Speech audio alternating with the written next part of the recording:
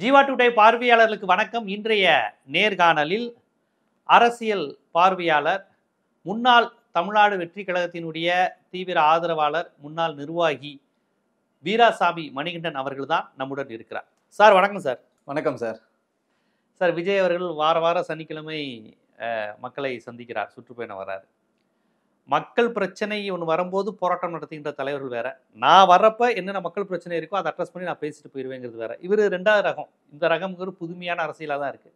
இதில் நிறைய விமர்சனங்கள் வச்சுருக்காரு. நான் பேசும்போது வயரை ஸ்டாலின் கட் பண்ணி விட்டாரு அப்படிங்கிறாரு. இந்த நாகப்பட்டினம் மீனவர்களுக்காக இதுவரையும் திமுக செஞ்சதில்லை. குறிப்பாக திமுக தான். அதிமுகங்கிற பேர் ஒரு வாயில் வரமாட்டேங்குது. திமுக எதுவுமே உங்களுக்காக செஞ்சதில்லை. ஆனால் நான் 14 வருஷத்துக்கு முன்னாடி மீனவர்களுக்காக குரல் கொடுத்துருக்கேன், ஈழத்தமிழர்களுக்காக குரல் கொடுத்துருக்கேன் இப்படின்னு பல்வேறு செய்திகளை அடிக்கிட்டே போகிறாரு.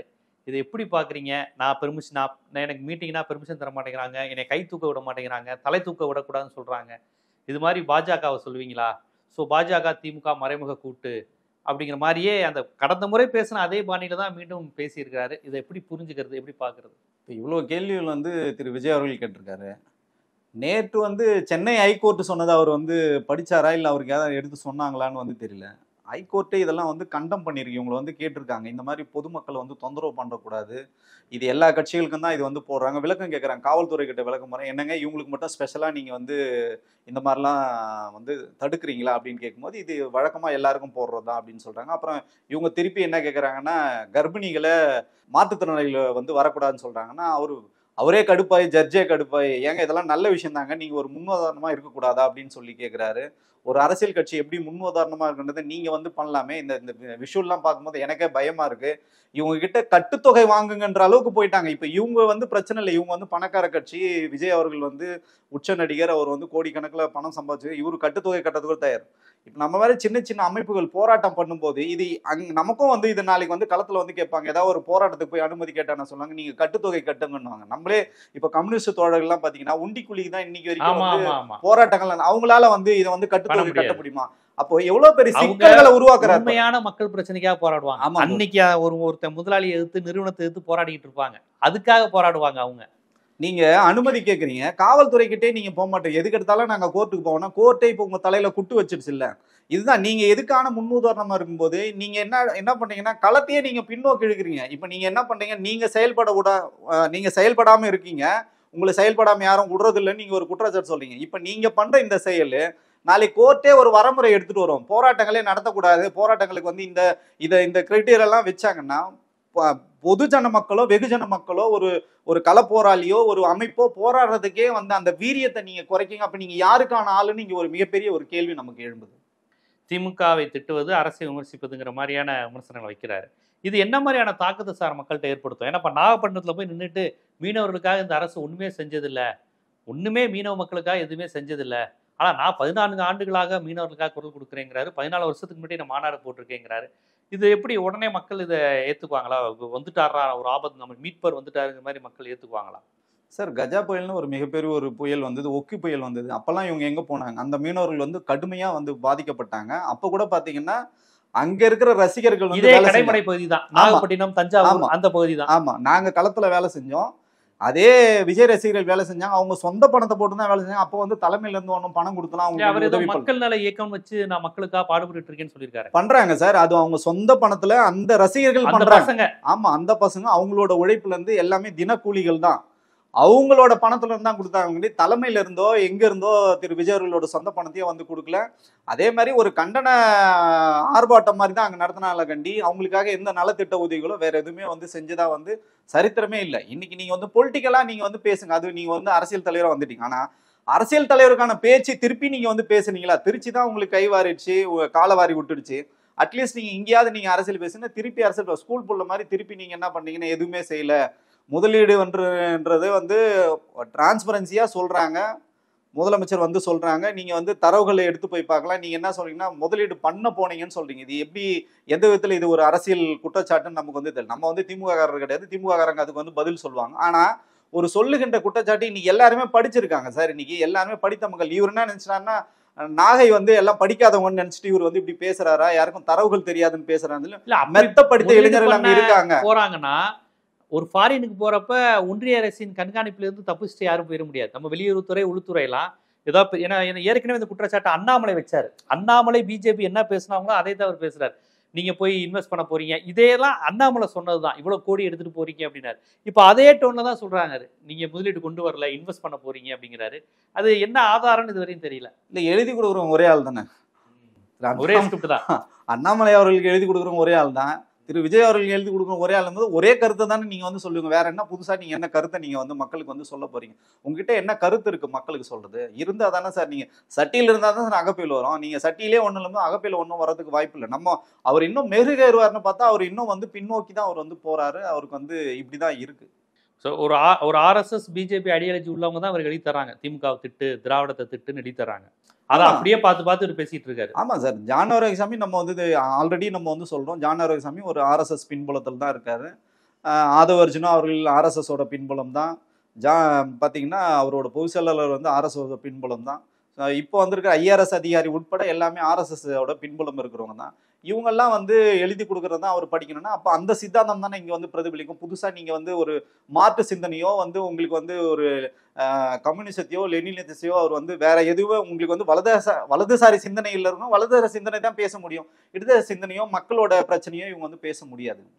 இல்லை, இவருக்கு பேசிக் அப்படி சார். இப்போ எழுதி தர வலதுசாரி பாஜகவெல்லாம் விடுங்க, இவருக்கு தமிழ்நாடு, தமிழ் உணர்வு, ஈழம், சாதி ஒழிப்பு, சமூக நீதி, இடஒதுக்கீடு, முல்லை பெரியாறு, காவேரி, டெல்டா, விவசாயிகள் போராட்டம் இதெல்லாம் நடக்கும்போது அவர் நடிச்சுக்கிட்டு இருந்திருப்பார்ல. அப்பெல்லாம் அவருக்கு அந்த உணர்வு இருக்கா? அந்த இது குறித்து அவருக்கே கலைஞர் எதிர்ப்பு, திமுக எதிர்ப்பு விடுங்க சார், இவர் யாரை வேணாலும் எதிர்க்கட்டும், ஜனநாயக நாடு, இவர் யாரை வேணாலும் ஆதரிக்கட்டும். இவருக்குன்னு ஒரு கொள்கை உண்டா? மதச்சார்பின்மை, ஒரு சாதி ஒழிப்பு, சமூக நீதி, தமிழ் உணர்வு, ஆந்திராவில் தமிழர்கள் அடிக்கிறாங்க, இப்படி எவ்வளோ பிரச்சனை வருதுல்ல, ட்ரம்ப், புதின், இதுல ஏதாவது ஒரு கருத்து இந்த பக்கம் அல்லது அந்த பக்கம் ஏதாவது ஒரு கருத்து இவருக்கு இருக்கா? நீங்க கவனிச்சிருக்கீங்களா? இவருக்குன்னு ஒரு கருத்து இல்ல. இவருக்குன்னு வந்து பாத்தீங்கன்னா இவர் அப்போ வந்து சினிமால இருந்தா முழுக்க அவர் கவனங்கள் முழுக்க சினிமால தான் வந்து, பெருசா அரசியல் அவருக்கு வந்து ஈடுபாடு இல்லை. அரசியலும் வந்து பெருசா அவர் பேச மாட்டார். இருக்கு இல்ல, முடிஞ்சிச்சு, ஷூட்லாம் முடிஞ்சிச்சு. வந்து பின்னணி வேலைகள் தான் வந்து போயிட்டு இருக்கு. இப்ப நீங்க அப்படி இருக்கு, நீங்க சொல்ற மாதிரி அவருக்கு வந்து அரசியல் புரிதல் இருக்கு, அரசியல் ஞானம் இருக்குன்னா டிமானிசேஷன் ஆதரிச்சில பேசினார் இவரு. மோடிய புதிய இந்தியா பிறந்தது நடிகர்கள் இல்ல இவரு ஒருத்தர். ஆமா, அப்போ சொல்லும் போது அப்ப என்ன நீங்க கேட்கிற இத்தனை கேள்விகளும் அவருக்கு ஒரு தெளிவு இருக்கு, ஒரு சித்தாந்தம் இருக்குன்னா, அப்ப நீங்க எல்லாருக்கும் முன்னாடி முந்தி அடிச்சுக்கிட்டு நீங்க அட்லீஸ்ட் நீங்க கொஞ்சம் வெயிட் பண்ணி கூட அதோட தாக்கம் எப்படி இருக்குன்னு சொல்லி நீங்க பார்த்துட்டு அதுக்கப்புறம் சொல்லியிருந்தா கூட உங்களுக்கு ஒரு புரிதல் இருக்குன்னு சொல்லியிருக்கலாம். நீங்க எல்லாருக்கும் முன்னாடி நீங்க வந்து சொன்னீங்கல்ல, மீடியாவுக்கு முன்னாடி நீங்க வந்து சொன்னீங்களா, அப்ப மீடியாவை சந்திச்சு உங்களால சொல்ல முடியுது. அதுக்கப்புறம் எவ்வளவு பிரச்சனைகள் தமிழ்நாடு எவ்வளவு பிரச்சனைகளை சந்திச்சிருக்கு, அதுக்கெல்லாம் நீங்க வந்து பதில் சொல்ல எழும்போது அப்ப அந்த நீங்க கேட்கிற கேள்வியே நமக்கு வந்து கேள்விக்குறியால உங்களுக்கு புரிதல் இருக்கான்றதே மிகப்பெரிய ஒரு கேள்விக்குறிதான். அதுக்கு எல்லாரும் என்ன சொல்றாங்க, மோடியை சந்திச்சதை சொல்றீங்க, அப்போ உள்ள விஜய் வேற, இப்போ உள்ள விஜய் கடுமையான பாஜக எதிர்ப்பாளர், ஒன்றிய அரசு எதிர்ப்பாளருங்கிறாங்க. அப்படியா? அப்படி பாஜக எதிர்ப்பு தான் அவருக்கு இருக்கா? டெல்லி எதிர்த்து தான் அவர் நிக்கிறாரா? ரெண்டு விஷயம் தான் சார். ஒண்ணு வந்தீங்கன்னா மத்தியில இருக்கிறவங்களை எதிர்க்கணும், மாநிலத்தில் இருக்கணும், அந்த ஒற்றை வரி தான், ஒரே ஒரு கோடு தான் வந்து தெரியுது. அதை தாண்டி எதுவுமே வந்து பேசலையே. இப்ப பாத்தீங்கன்னா வாக்கு திரட்டு இந்தியா முழுக்க எவ்வளவு பெரிய கலவரத்தை வந்து உருவாக்குது. அதை கூட வந்து ரொம்ப மைல்டா தான் வந்து பேசினாரு. ஒரு வரி அரியலூர்லயா இங்க பேசினாரு. ஆமா, ஒரு வரியில வந்து கடந்து போகும். அது எல்லாரும் இந்த பேட்டிகளை பாக்குறாரு சார். இப்ப நீங்க இந்த விமர்சனம் வச்சிட்டீங்கன்னு வச்சுக்கோங்களேன், அடுத்த ரவுண்ட் அதை கவனிச்சுட்டு ஓட்டு திருட்டு நடக்குது, அதெல்லாம் சரியா மோடிஜி அப்படின்னு ஒரு வார்த்தை. ஆமா, இப்போ 2 நாளுக்கு முன்னாடி நான் வந்து கடுமையா விமர்சனம் பண்ண பொறுப்பாளர்கள்லாம் வந்து போடலன்னு. இப்ப அன்னைக்கு நைட்டே அவசரமா அடுத்த நாள் வந்து பொறுப்பாளர்கள் வந்து அறிவிக்கிறாங்க. சோ இதனூட பரவாயில்ல, நம்ம ஊடகங்கள்ல பேசுறதா அவங்க ஏதாவது கவனிக்கிறாங்க, ஃபுல்லா கவனிக்கிறாங்க. ஆமா, இன்புட்டா எடுத்துக்கிட்டு களத்துல செயல்பட்டாங்கன்னு நல்லதான். மக்களுக்கான அரசியல் பேசுங்க, தமிழ்நாட்டுக்கான அரசியல். நீங்க தென்னகத்தெல்லாம் பேசுறீங்க, சவுத்தே அப்படின்றாரு, தமிழ்நாடுன்னு கூட அவருக்கு வரல பாருங்க. சவுத் அப்படின்ற நீங்க அவ்வளவு தூரம் நீங்க பேசணும். தமிழ்நாட்டு பிரச்சனை, தமிழ்நாடுங்கிறது கூட சொல்ல, தென் சவுத் மதராசிங்கிறாரு. ஆமா, அவர் வந்து அவங்களோட லாங்குவேஜ்ல தான் பேசுறாரு. கண்ணி தமிழ்நாடு ஒரு cinema language, north south. So அப்படி வந்து பேசினார்னா இன்னும் மக்களுக்கானவரா அவர் வந்து சார். இப்பவும் சொல்றேன் சார், அவருக்கான கூட்டம் வந்து இயல்பா கூடுது சார். அதுல நம்ம வந்து மாற்று கருத்தே இல்ல. நீங்க அந்த கூட்டத்துக்கு நீங்க என்ன கண்டென்ட் கொடுக்குறீங்கன்னு தானே இருக்கு. இன்னைக்கு கூட பாத்தீங்கன்னா 18 நிமிஷம் தான் பேசியிருக்காரு. நீங்க வந்து இன்னைக்கும் வந்து டிலே தான் வந்தது, வந்து டிலே தான். 18 நிமிஷம் பேசியிருக்காரு. ஆக்கப்பூர்வமா இன்னும் பேசியிருக்கலாம். நீங்க வந்து மேம்போக்கா பேசிட்டு போறீங்க. சிஎம் வந்து ஒயரை கட் பண்ணாருன்னு சொல்றீங்க. ஸோ இதுக்கெல்லாம் வந்து அவங்க வந்து ஒரு குழு போட்டு ஆய்வு பண்ணாங்கன்னா உங்க மேல வழக்கு கூட தொட்டுக்கலாம். கரண்ட் கட் பண்ணது யாரு? அரசாங்கமா கட் பண்ணிச்சு. உங்க தொண்டர்கள் வந்து டிரான்ஸ்ஃபார்மர்ல ஏறுறாங்கன்னு சொல்லிட்டு கட் பண்ணாங்க. உங்க தொண்டர்கள் தான் சொல்லி கட் பண்ணியிருக்காங்க. இதெல்லாம் வந்து நீங்க அவங்களோட உயிருக்கு ஆபத்து வந்துடக்கூடாது. ஆமா இப்ப பாருங்க, நீங்க உலகத்திலேயே இப்படி ஒரு காமெடி நீங்க எங்கேயுமே பார்த்துக்க முடியாது. இவங்க வந்து போய் என்ன கேக்குறாங்கன்னா, இதுல வந்து நீங்க பாத்தீங்கன்னா நம்மளும் பல்வேறு அமைப்புகள்ல எவ்வளோ வந்து மக்கள் பிரச்சனைக்காக எவ்வளோ போராட்டங்கள்லாம் வந்து பண்ணியிருக்கோம். ஆளுகின்ற அரசாங்கத்தை வந்து எதிர்த்துலாம் நம்ம வந்து போராட்டம் பண்ணியிருக்கோம். பொது வெளியில வந்து பண்ணியிருக்கோம். எங்கேயுமே போய் நான் நடத்துற பகுதியில் வந்து அதுவும் உயர் மின் அழுத்த கோபுரத்தில் இருக்கிற கரண்ட் எல்லாம் கட் பண்ணுங்க, ஏதாவது ஒரு கட்சி நமக்கு வந்து மாற்று கருத்து இருந்தாலும் பிஜேபி கூட இதெல்லாம் களத்துல கேட்டதே கிடையாது. கரண்ட்டை கட் பண்ணுங்கன்னு சொல்லிட்டு யாராவது கேட்பாங்க? நீங்களே கரண்ட்டை கட் பண்ணீங்கன்னு சொல்றீங்க, நீங்களே வந்து கரண்ட்டை கட் பண்ண சொல்லி எதுதான் இதுல உங்க நிலைப்பாடு எது? இதெல்லாம் வந்து ஒரு ஒரு பேச்சா இல்ல இதுதான் நீங்க வந்து முன்னுதாரணமா இருக்க போறீங்களான்னு களத்துல வந்து ஒரே காமெடியா தான் சார் இருக்கு. அவங்க பண்றது பாத்தீங்கன்னா எதுவுமே பார்த்தீங்கன்னா அரசியல் பண்ற மாதிரியே தெரியல. நமக்கு புதுவிதமா இருக்கு, கூட்டமும் வந்து புதுசா இருக்கு. இந்த மாதிரிலாம் வந்து அவரே சொல்றாரு, எதுக்கு இன்னைக்கு காரணம் சொல்லிட்டாரு பாருங்க. சனிக்கிழமை எதுக்கு போகணும்னா மத்தவங்களுக்கு இவர் ரெஸ்ட் கொடுக்குறாராம். ஆண்டவங்களுக்கு இவர் ரெஸ்ட் கொடுக்கணும்னா இவர் பார்ட் டைமா வேலை செஞ்சு ஆண்டவங்களை வந்து வீட்டுக்கு அனுப்புவாங்க. இதெல்லாம் எந்த மாதிரி நடவடிக்கை, இது என்ன மாதிரி அரசியல்னு நமக்கு வந்து புரியவே இல்லை. அதாவது பொதுவா மக்களுக்கு ஒரு பிரச்சனை வருதுன்னா அந்த நேரத்துல அரசியல் போராட்டம் நடத்தணும். இவங்க அப்படி கிடையாது. இவங்க ஒரு டேட் ஃபிக்ஸ் பண்ணிட்டு இப்ப இந்த வாரம் ஏதாவது பிரச்சனை இருந்தா சொல்லுங்கப்பா, அசம்பிள் பண்ணி அதை எல்லாத்தையும் கேதர் பண்ணி பேசிடலாங்கிற மாதிரி பேசுறாரு. அதை நியாய வேறப்படுத்துறாரு. ஆமா, நீங்க சொன்ன மாதிரி கஜா புயல் வந்தப்ப போய் நிக்கணும், அதுக்காக குரல் கொடுக்கணும். அந்த நேரத்துல பிஜேபி பணம் தரல, ஒன்றிய அரசு பிஜேபியோ மன்மோகன் சிங்கோ என் தமிழ்நாட்டு தஞ்சாவூர்காரனுக்கு தான் கேட்கணும்ல. இப்ப வந்துகிட்டு நான் நாகப்பட்டினத்தை நேசிப்பவன், உங்களோட மீனவர்கள்லாம் பாதிக்கப்பட்டிருக்கீங்கன்னா என்ன அர்த்தம்? அதுவும் அங்க சொல்றாரு, அங்க வந்து மீன்துறை சார்ந்த எந்த தொழிலுமே அங்க இல்லைன்னு சொல்றாரு. எவ்வளவு எக்ஸ்போர்ட் பண்றாங்கன்னு இவருக்கு தெரியுமா? சார் அங்க ஒரு யூனிவர்சிட்டி ஜெயலலிதா பேர்ல இப்ப தொடங்குறாங்க. அதான் சார், இவங்களுக்கு எதுவுமே தெரியாது சார். இவங்களுக்கு இப்ப அது அந்த பேர் கூட பிரச்சனையாகி போன ஒரு இதுல கூட வச்சாங்க, ஜெயலலிதா மீன்துறை யூனிவர்சிட்டி ஏதோ ஒண்ணு வச்சாங்க. ஆமா, எல்லாமே இருக்கு சார். அதான் சொல்றேன், நீங்க வந்து தரவுகளும் வந்து சரி பார்க்க மாட்டேன். எலி தர்றவன் காலி பண்ணி வருவதுக்கு எலி தராங்க. ஆமா, உண்மைதான் சார். அதுதான் நான் சார் ஏற்கனவே நான் பலமுறை சொல்லிட்டேன், இவர்கிட்ட பணம் வாங்கிட்டு இவரை காலி பண்றதுக்கே இவங்க வந்து ரொம்ப வீரியமா வேலை செய்றாங்க. வெளியில யாருமே தேவையில்லை சார், உள்ள இருக்கவங்களே போதும் இவரை காலி பண்றது. இப்படிதான் வந்து ஒரு நிர்வாகம் இருக்கு. இதைத்தான் இவர் வந்து ஓவர் கம் பண்ணி வெளியில வந்தா மட்டும்தான் இவருக்கு வந்து வாய்ப்புகள் வந்து இருக்கு. அப்படி இப்ப வந்து ஒவ்வொரு முறையும் இவர் இப்படி வந்து எனக்கு தெரிஞ்சு 3 முறை பேசியிருக்காரு. 3 முறையும் ஒரே கான்செப்ட் தான். திமுகவும் பிஜேபியும் ஒண்ணு, திமுகவும் பிஜேபியும் ஒண்ணு. நான் பாஜக திட்டேன்னு சொல்றீங்க, இந்த பாஜக திட்டிடுறேன். அங்கிள் ஸ்டாலின், இப்ப சிஎம் சார். நல்லா கவனிச்சு பாத்தீங்கன்னா எல்லா 3 கண்டென்ட்டுமே ஒரே ஸ்பீச் தான். ஆமா, வேற இல்ல சார். திமுக கொள்ளையடிக்குது, திமுக மோசம் செய்யுது அப்படிங்கிறது. அப்புறம் நான் எம்ஜிஆர் ஆட்சி தருவேன், அண்ணா ஆட்சி தருவேன், காமராஜர் தருவேன். 3மே வேற வேறங்கிறது அவருக்கு தெரிய மாட்டேங்குது. கடைசி வரைக்கும் இவர் என்ன பண்றாருன்னு சொல்லவே மாட்டாரு, சொல்ல போறதும் கிடையாது, சொல்ல போறது இல்ல. நான் என்ன சொல்றேன்னா, இவங்களுக்கு இவ்வளவு பெரிய ரசிகர் பலம் இருக்கு, உங்களுக்கு கூட்டம் கூடுது, நீங்க வந்து ஏன் என்ன உங்களுக்கு தயக்கம் தான் நான் திருப்பி கேட்கிறேன். களத்துல மக்களை சந்திச்சு பேசுறது உங்களுக்கு என்ன தயக்கம்? கேட்டா வந்து நான் பஸ்ஸுக்குள்ள இப்படி உட்காரணும்னு சொல்றாங்க, கையை அவங்க தடுக்கிறாங்களாமே, மக்களை இறங்கி போக கூடாது, வேனை விட்டு இறங்க கூடாதுன்னு ஸ்டாலின் சொல்லியிருக்காராமே. சார் நான் என்ன சொல்றேன்னா, அதுக்கு நீங்க பொலிட்டிக்கலா பதில் சொல்லுங்க. சிறுபுள்ளைத்தனமா இல்ல இருக்கு இதெல்லாம். நீங்க சொல்றதெல்லாம் பாத்தீங்கன்னா ஒரு 3ஆம் வகுப்பு படிக்கிற பையன் 4ஆம் வகுப்பு படிப்பு வந்து பேச்சு போட்டிக்கு ஏறி பேசுற மாதிரி இருக்கு. அவன் கூட நல்லா பேசுவான் போல இருக்கு. அந்த மாதிரி நீங்க நிலைப்பாடு வச்சுட்டு 7 மாசத்துல நீங்க ஆட்சியை பிடிக்கணும்னு சொல்லிட்டு அந்த தொண்டர்களை ஏமாத்தாதீங்க, அவங்களுக்கு துரோகம் பண்ணாதீங்கன்னா நம்ம திருப்பி சொல்ல வேண்டியிருக்கு. உங்களை நம்பி வரான்ல சார், உளமாற உங்களை நேசிச்சு இன்னைக்கு ஒரு நாள் பொழப்ப விட்டுட்டு வரான் இல்லைங்களா, வந்து வெயிலையும் மழையிலையும் உங்களுக்காக நிக்கிறான்ல, அவங்களுக்கு நீங்க என்ன இன்னைக்கு பாருங்க, அந்த தொண்டர்களே வந்து என்ன சொல்றாருன்னா, இவர் ஒரு சொல்லிட்டு கேப் விட்டுறாரு, ஸ்டாலின் அங்கிள் அவங்கள சொல்ல வைக்கிறாரு. இளைஞர்களை எப்படி வழி நடத்தணும்ன்றத ஒரு தொண்டர்களை வந்து ஒரு தலைவர்கள் வந்து வழி நடத்தணும். நீங்க என்ன பண்றீங்க, அந்த தொண்டர்களை மடை மாற்றி நீங்க அவங்க வந்து தப்பா பேச வைக்கிறீங்க. ஒரு கேப் விடுறாரு, பேசிட்டு ஏதோ ஒரு வாசகம் பேசுறாரு, பேசிட்டு என்ன அப்படின்னு சொல்றாரு. கீழே இருந்தவங்க ஸ்டாலின் அங்கிள்னு சொல்றாங்க. அந்த தொண்டர்கள் சின்ன பசங்க, படிக்கிற பசங்க, அவங்களுக்கு எந்த விதமான அரசியல் புரிதல், அவங்கள நீங்க வழி நடத்தணுமா இல்ல அவங்களுக்கு வந்து தவறான ஒரு முன்னுதாரணமா நீங்க இருக்கணுமான்றது இன்னைக்கு ஊடகங்களே வந்து விவாதமா அது கிளம்ப ஆரம்பிச்சிருச்சு. இப்ப இவருடைய அடுத்த வாரமும் இதே மாதிரிதான் பேசுவாரு சார். இதான் நான் ஏற்கனவே சொல்றேன் சார், கடைசி வரி 16 நாள் 16 மணி நேரம் கூட நீங்க பேச மாட்டீங்க. அந்த 16 மணி நேரத்துல கூட நீங்க 8 மணி நேரம் பேசி 8 மாசத்துல நான் ஆட்சி பிடிக்குவேன்னு சொல்றது, இது உலகத்துல எத்தனாவது அதிசயமா நடக்க போகுதுன்னு எனக்கு வந்து தெரியல. களமே தெரியாம, களத்தை பத்தி புரிதல் இல்லாம, மக்களுக்கு பிரச்சனையை பேசாம, வெறும் ஒரு எலைட் பாலிடிக்ஸ், மேம்போக்கான ஒரு பாலிடிக்ஸ் மட்டும் பேசிட்டு இந்த கூட்டங்களை வந்து நீங்க தப்பா வந்து அண்டர் எஸ்டிமேட் பண்றாரு. நமக்கான கூட்டம் வந்து சேருது, இதெல்லாம் ஓட்டா மாறிடும்னு நினைக்கிறாரு. அப்படியே வந்தாலும் இந்த பர்சன்டேஜ் சீமானு கீழே தான் வரும்னு திருப்பி திருப்பி நம்ம வந்து சொல்லிட்டு இருக்கோம். சீமானு கீழே தான் வருவார் அவரு. ஆமா சார், இந்த கூடுற கூட்டம் வந்து சீமானுக்கு கீழே தான் வரும். நீங்க களத்துல வேலை செஞ்சா மட்டும்தான் நீங்க சீமானே பீட் பண்ண முடியும். சீமான் வந்து 7.5-8% கிட்ட வந்து நிக்கிறாரு. 1%ல ஆரம்பிச்சு 8% வராரு. இவருக்கு 8 விழுக்காட்டுக்கும் குறைவா தான் வருமா ஓட்டு? சார் ரியாலிட்டி, நீ களத்துல இருக்கிற ரியாலிட்டி பாத்தீங்கன்னா, இவர் வந்து இப்ப 4 முனை போட்டு சொல்றாங்க இல்லைங்களா, இதுல கடைசி இடம் 4வது இடம் தான் இவருக்கு வந்து கிடைக்கும். ஒருவேளை வாய்ப்பு இருந்ததுன்னா 3ஆம் இடத்துக்கு வர்றதுக்கான வாய்ப்பு இருக்குது. சீமானை பீட் பண்ணி மேல வரலாம். அதுக்கும் ஆனஸ்டா இவங்க வேலை செஞ்சா அந்த வாய்ப்பு இருக்கு, இல்லைன்னா வாய்ப்பு கிடையாது.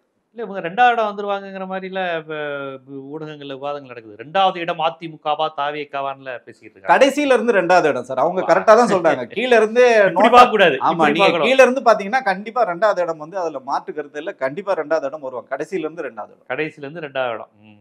கடைசி அப்படி நாம வைக்கணும். கடைசியில இருந்து முதலிடம் வந்துருவாரா 2வது இடம் வருவாரா அப்படிதான் நம்ம போட்டிட்டு பார்க்கணும். இப்ப இவருடைய இதுல வந்து இந்த மக்களை சந்தித்தல்ங்கிற கான்செப்ட் இதே பேட்டர்னா தான் தொடர்ந்து இருக்குமா சார்? இப்படி வேன்ல வந்து இப்படி இன்னும் பார்த்து பேசுறது அவ்வளவுதான், அந்த மாதிரி தான். வேற வாய்ப்பே இவருக்கு இல்ல சார். கீழே போனா, நான் நேத்தி கூட வந்து நான் சொன்னேன், நானு கீழே போனாருன்னா இவரு எங்க அண்ணன் கை, எங்க அண்ணன் காலு, எங்க அண்ணன் சட்டை அப்படின்னு சொல்லிட்டு பிச்சு எடுத்துட்டு போயிடுவாங்க இவங்க. அதனால அந்த ரசிகர்களுக்கும் வந்து இவரை பார்க்கணுன்ற ஆர்வம் தாண்டி இதை தாண்டி இவர் என்ன கொள்கை சொல்றாரு, இவர் என்ன கோட்பாடு சொல்றாரு அப்படின்ற வந்து புரிதல் அவங்களுக்கு வந்து இல்லை. ஏன்னா அவங்களே நம்ம வந்து தப்பு சொல்ல முடியாது. அவங்கள நீங்க அரசியல் படுத்தாம வச்சுட்டு இருக்கீங்க. அரசியல் படுத்தாத இருக்கிற வரைக்கும் தான் உங்களை நோக்கி வருவாங்க. அரசியல் நீங்க படுத்திட்டீங்க அப்படின்னா அவன் வரமாட்டான் அவன். ஸோ அதனால வந்து அந்த ஓட்டு வந்து கட் ஆகிடும். அவன் வந்து பின்னாடி இவங்களை வந்து பின்தொடர மாட்டாங்க. அதே மாதிரி நீங்க பாத்தீங்கன்னா திட்டமிட்டு தான் இந்த கூட்டங்கள் வந்து கூட்டப்படுது. இப்போ ஒரு மாவட்டத்துல வந்து உங்களுக்கு வந்து கூட்டம் நடக்குதுன்னா இது அதை சுத்தி இருக்கிற 3-4 மாவட்டத்துல இருந்து ஆட்களை வந்து வர வைக்கிறாங்க. அப்படிதான் வந்து செயற்கையா தான் இந்த கூட்டம் வந்து கூட்டுதை கண்டி, இது ஆர்கானிக் வந்து கூட்டம்லாம் கிடையாது. இந்த கூட்டம் கூடுற வரைக்கும் அந்த கூட்டத்தை குஷிப்படுத்துதான் இவர் பேசுவார கண்டி, இந்த கண்டென்ட் வந்து மக்களுக்கு போய் பேசணும், சேரணுமோ இல்ல ஊடகங்கள்ல இது ஒரு விவாதம் ஆகணுமோ இல்ல வந்து எதிர்கட்சிகள் நோக்கி இது நாளைக்கு நமக்கு வந்து பதில் சொல்லணும். இப்போ இந்த ஒயர் கட் பண்ணதுக்குன்னு ஒரு கேள்வி கேட்டேன், இதுக்கெல்லாம் ஒரு நாட்டை ஆளுகின்ற ஒரு முதல்வரோ நீங்க பிரதமரை நோக்கி ஒரு கேள்வி, இதுக்கெல்லாம் பதில் சொல்ல மாட்டாங்க, கடந்து போயிட்டே இருப்பாங்க அவங்க. நீங்க வேலிடா பொலிட்டிக்கலா எத்தனையோ ரீசன் உங்களுக்கு இருக்கு, நீங்க அதை நோக்கி கேள்வி கேட்டீங்கன்னா அவங்க வந்து பதில் சொல்லுவாங்க. ஸோ அதை நோக்கி உங்க செயல்பாடு இல்லைன்னும் போது நீங்க வந்து அரசியல்ல வந்து நீங்க இருக்கிற இடம் தெரியாம போயிடுவீங்கன்னு சொல்றதுதான் நம்மளோட பயமா இருக்கு. நீங்க வந்து இன்னும் செயல்படலாம், இன்னும் நல்லா நீங்க பர்ஃபார்ம் பண்ணலாம், உங்களுக்கு இவ்வளவு வாய்ப்புகள் இருந்து அந்த வாய்ப்புகள்லாம் தொடர்ச்சியா வீணடிக்கிறீங்கிற வருத்தம் தான் நமக்கு மேலோங்குது. அப்ப முழுக்க முழுக்க ஒரு திராவிடத்துக்கு எதிராக ஒரு RSS-ஆல் இயக்கப்படுற நபர் தான் அவர், வேற ஒண்ணும் இல்ல. இல்ல நம்ம அப்படி RSS இயக்கப்படுகிற நபர் இல்ல, RSS தொடர்பு உள்ள நபர்களும் RSS-ஓட சித்தாந்தத்தை ஏத்துக்கிட்ட நபர்களும் இவர் பின்புலமா இருக்கிறதுனால இப்ப இயல்பாவே வெளியில இருந்து இப்ப நீங்க கேட்கிற கேள்விக்கு இல்லைன்னு நம்மளால சொல்லவே முடியல. பாருங்க, திரு விஜய் அவர்கள் RSS-ஓட எதிரின்னு நம்மளால சொல்லவே முடியல. ஏன்னா நீங்க கூட இருக்கிற ஆளுகள்லாம் அந்த மாதிரி வச்சுக்கிட்டு நீ அவருக்கு எதிரானவங்க நம்மளால சொல்ல முடியல இல்லைங்களா? அப்ப நீங்க அவங்கள நீங்க வந்து எந்த நிலைப்பாடுல அவங்க வைக்கிறீங்க, அவங்க என்ன ஸ்கேல்ல நீங்க வச்சிருக்கீங்கன்னு எல்லாமே RSS காரன் தான். ஆனா வந்து RSS-க்கு எதிராக தான் நான் செயல்படுவேன்னு சொல்றது அது எந்த விதமான அரசியலும் நமக்கு அது ஒரு அரசியல் நேர்மை இல்லாத தன்மை. அப்படித்தான் நம்ம வந்து பார்க்க வேண்டியிருக்கு. நீங்க வந்து அதான் சொல்றேனே, நீங்க வந்து உங்களுக்கு காஸ்ட் நியூட்ரல், உங்களுக்கு எவ்வளவு பலம்லாம் இருக்கு. ஒரு புதிய எப்பவுமே சார் நீங்க நல்லா ஆட்சி பண்ணா கூட சரி, எப்பவுமே மக்கள் கிட்ட என்ன பண்ணுவோம்னா புதுசா வர வாக்காளர்கள் கிட்ட எப்பவுமே ஒரு புதிய கண்ணோட்டம் இருக்கும். 2 பேருமே வேணா நான் புதுசா ஒருத்தனை வாக்களிப்பேன். இப்ப அவங்களே வந்து கன்ஃபியூஸ் ஆகிற அளவுக்கு தான் இங்க களம் வந்து இருக்கு. என்ன இவர் பேசுறாரு, என்ன பண்றாரு, கூட்டத்தை மட்டும் கூட்டி நீங்க எல்லா இடத்துலயும் டிஸ்டர்ப் தான் பண்றீங்க. பொதுமக்களை வந்து டிஸ்டர்ப் தான் பண்றீங்க. இது ஒரு அரசியலா? மக்களை வந்து டிஸ்டர்ப் பண்றது ஒரு அரசியலா? இது பார்ப்போம். விஜய் ஒவ்வொரு முறையும் போன முறை வந்து ஒரு NDTV ரிப்போர்ட்டரை போட்டு பரிவட்டம் கட்டி ஒரு பையன் காமெடி பண்ணிட்டாப்ல. ரொம்ப அற்புதமான மனிதர். அவர் கோபமே வரல. அவர் வந்து அவர் தொழில ஒரு நேர்மையா இருக்காரு. அவரு நினைச்சிருப்பாரு கோமாளின்னு, மனசுக்குள்ள நினைச்சிருப்பாரு, கோமாளி பையன் நினைச்சிருப்பாரு.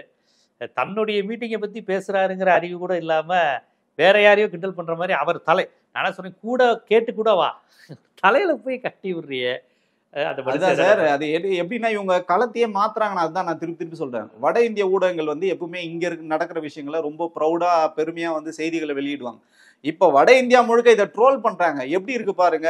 வந்து சவுத்துல ஒரு கட்சி, ஒரு நடிகர் ஆரம்பிச்ச கட்சி விஜயகாந்தோட கம்பேர் பண்றாங்க.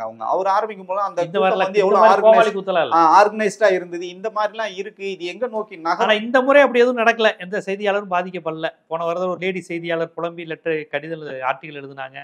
ஒருத்தரை போட்டு பரிவட்டை கட்டிக்கிட்டு இருந்தாங்க. அந்த மாதிரி எதுவும் இல்ல இல்ல நினைக்கிறேன். இந்த முறை கொஞ்சம் வந்து காவல்துறை வந்து ரொம்ப கடுமையா சொல்லிட்டாங்க. கடுமையா. நீங்க வந்து இந்த முறை வந்து ரொம்ப சேட்டைகள்லாம் பண்ணீங்கன்னா உங்களுக்கு அடுத்த முறை வந்து எங்கேயுமே உங்களுக்கு அனுமதியும் கிடையாது. நீங்க வந்து இதுல தான் ஆன்லைன்ல தான் நீங்க வந்து கேம்பெயின் பண்ணணும்னு அவங்களுக்கும் வந்து புரிஞ்சதுனால இன்னமும் அவங்களால வந்து அந்த இது வந்து தாங்கிக்க முடியல. எங்களை அதை பண்ணிட்டாங்க இதை பண்ணிட்டாங்க அப்படின்னு சொல்றாங்க. அதை தாண்டி களத்துல நீங்க சாதிங்க சார். நீங்க வந்து குற்றம் சுரை சொல்றீங்கன்னா நீங்க ஃபர்ஸ்ட் கிளீனா வாங்க. நீங்க கிளீனா இருந்தீங்கன்னா அடுத்தவங்களை குறை சொல்லலாம். என் மேல எல்லா குற்றத்தையும் வச்சுக்கிட்டு அடுத்தவங்களை குறை சொல்றதுக்கான எந்த தகுதியும் அடிப்படை தார்மீக அடிப்படையில் அவருக்கு எதுவுமே இல்லைன்னு தான் நான் பாக்குறேன்.